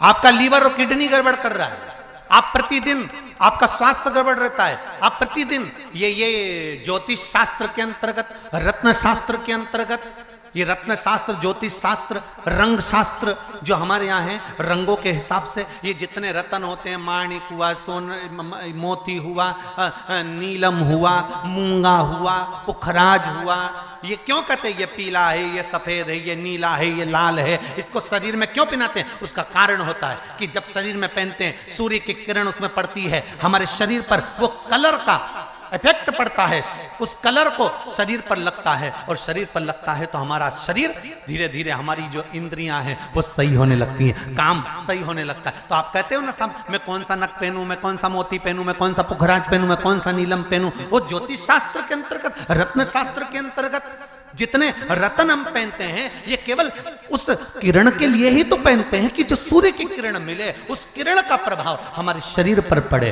तो इन सबसे अच्छा है कि सुबह शंकर भगवान का नाम लो, तांबा का लोटा में जल भरो, 8 इंच ऊपर सिर से हाथ होना चाहिए, और सूर्य नारायण भगवान का दर्शन साधारण नहीं, जो जल तुम चढ़ा रहे हो, वो जल की जो धार आ रही है, उसमें सूर्य का दर्शन होना चाहिए, तो कैंसर की बीमारी कभी नहीं हो सकती। लीवर, किडनी, हार्ट, आपके हार्ट में अगर तकलीफ है, डॉक्टर ने कह दिया कि इसमें नस चोक है, आपको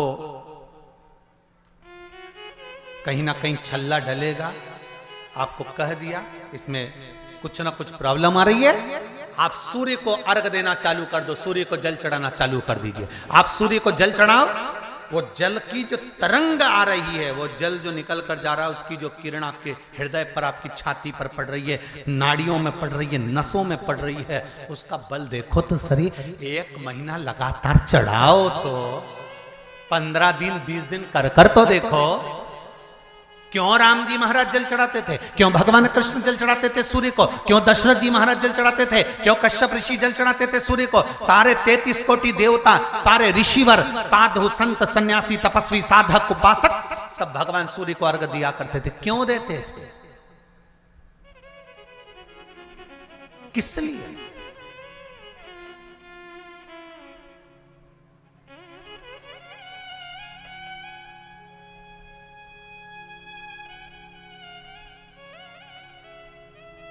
सूर्य नारायण भगवान को जल चढ़ाते समय आपके पंजों की एड़ी ऊंची नहीं होना चाहिए। ध्यान दीजिएगा मेरा। आपका पंजा पांव का पूरा की पूरा जमा होना चाहिए भूमि पर। हाथ कितने इंच ऊपर? 8 इंच ऊपर होना चाहिए। जल जो गिरे, सूर्य की किरण, सूर्य का दर्शन उस जल की रोशनी में करना चाहिए। क्या होगा उससे? जिस बच्चे को आंख में चश्मा लगा हो, मोटे से मोटा चश्मा लगा हो, छूट नहीं रहा हो, तो थोड़े दिन उसको सूर्य का अर्घ चढ़वाना चालू कर दो और जल में से सूर्य का दर्शन कराना चालू कर दो। सूर्य का दर्शन जल में से 2 महीना 2.5 महीना बहुत है। आंख की रोशनी बढ़ जाएगी, चश्मा हट जाएगा। आप कर देखिए। अब एक प्रश्न और खड़ा होता है सूर्य को अर्घ देने का। गुरुजी, पंचदेव पंचायत में सूर्य नारायण भगवान शंकर की पंचायत में हैं। सूर्य नारायण को हम फ्लैट में रहते हैं, हम फ्लैट के अंदर रहते हैं, तो हम फ्लैट में रहते हैं। हमारे यहाँ अगर छज्जा नहीं है, हमारे यहाँ जगह नहीं है, तो हम सूर्य को अर्घ कैसे दें? तो महाराज खिड़की तो होगी। अगर घर में फ्लैट में पानी ढुलेगा और आप लोग नहीं समेट सकते तो एक बाल्टी रख लो, एक पात्र रख लो, पर सूर्य नारायण भगवान को अर्घ देकर रोशनी शरीर पर पड़ना चाहिए। जिंदगी में कभी कोई बड़ी बीमारी नहीं आ सकती। कितने लोग देते हैं सूर्य को अर्घ? जरा हाथ उठाओ। बहुत बढ़िया, बहुत जोरदार। पुरुष लोग भी देते हैं ना, चाहे बच्चे से बच्चा, बच्चों के हाथ में भी एक लोटा पानी पकड़ाओ। घर में छोटे बच्चे हो ना, उनको तांबे का लोटा दो, पानी दो, जा बाहर खड़े हो जा, एक लोटा पानी चढ़ा के आओ। पहले दिन आप स्वयं बच्चे के साथ बाहर खड़ी हो, ओटले पर, घर के बाहर खड़ी हो, छत पे खड़ी हो या घर के बाहर खड़ी हो, और बच्चे से कह लो चढ़ाओ बेटा, देखो ऐसा हाथ 8 इंच ऊपर करिए, तांबे का लोटा लेकर पानी धीरे धीरे डोलना है। जैसे वो स्लो मोशन के सीन नहीं होते नाटक में, ये एकदम धीरे धीरे धीरे, बस नहीं तो मालूम पड़े छोरा छोरी एक साथ उंडेल के अंदर नहीं। जल चढ़ाते समय उस पानी में से सूर्य की किरण पड़ना चाहिए। सूर्य की किरण। एक बात और कहना चाहूंगा, अगर आप लोग स्वीकार करेंगे तो, अगर कहीं आपको लगता हो कि बच्चा पढ़ने में कमजोर है, विद्या में कमजोर है, रिजल्ट अच्छा नहीं आ रहा, पढ़ने में कमजोर है, वो पढ़े, अपनी जगह पढ़े, वो कार्य करे, अपनी जगह करे, मेहनत करे, अपनी जगह करे।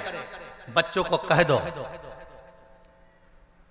कि कुछ समय के लिए सूर्य को अर्घ देना चालू कर। सूर्य की किरण जहां पर ब्राह्मण या हिंदू धर्म का व्यक्ति मस्तक पर तिलक लगाता है, भुकुटियों के बीच में उस सूर्य की किरण इस भुकुटी के बीच पड़ना चाहिए, परंतु पानी कम से कम ना करते हुए स्लो मोशन में धीरे धीरे गिरना चाहिए, एकदम धीरे धीरे। तो यहां एक रेखा सूर्य की किरण से पड़ती है।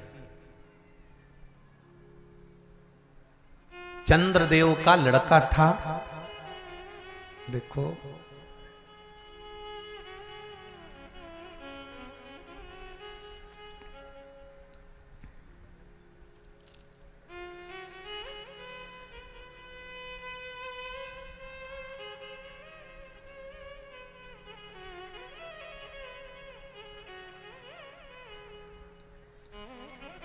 चंद्रदेव का लड़का था वर्चा।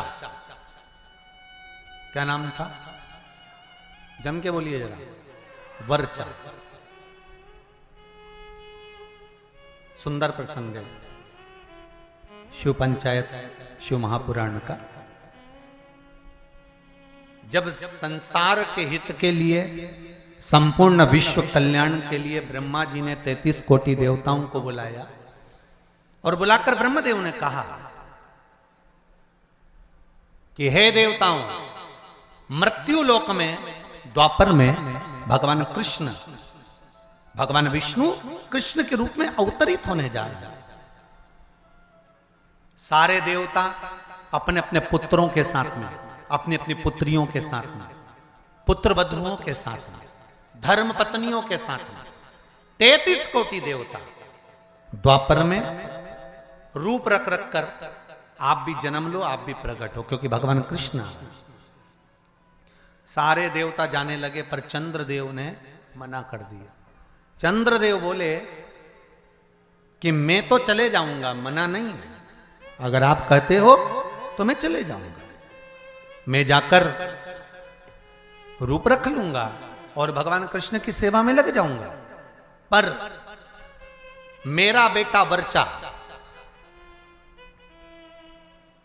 चंद्रदेव कहते मेरा पुत्र वर्चा नीचे नहीं जाएगा।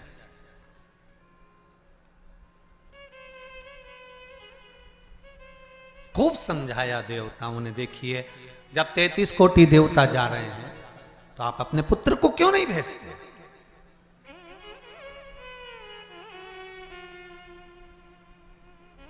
शिव महापुराण की कथा एक बड़ा सुंदर बात कह रही है, अच्छी लगे तो रख लेना, नहीं लगे तो जाते जाते कहीं कोई कुंड या तालाब मिले तो उसमें पटक देना। बात तो कहेंगे व्यासपीठ से, अच्छी लगे तो रखो। देवता कह रहे हैं चंद्रदेव वर्चा को, आपके पुत्र को आप मृत्युलोक में भेजो, जनहित के कल्याण के लिए। जब राष्ट्र हित की बात आए, जनहित की बात आए, धर्म की बात आए, सनातनियों की बात आए, देव और धर्म की बात आए, तो हर माता पिता को चाहिए कि अपने घर के बच्चों को सबसे पहली सीख ये दी जाए कि धर्म का जब मामला हो, सनातनियों का जब मामला हो, जब राष्ट्र सेवा का मामला हो, तो सामने जाकर खड़े हो जाओ, आगे जाकर खड़े हो जाओ। यह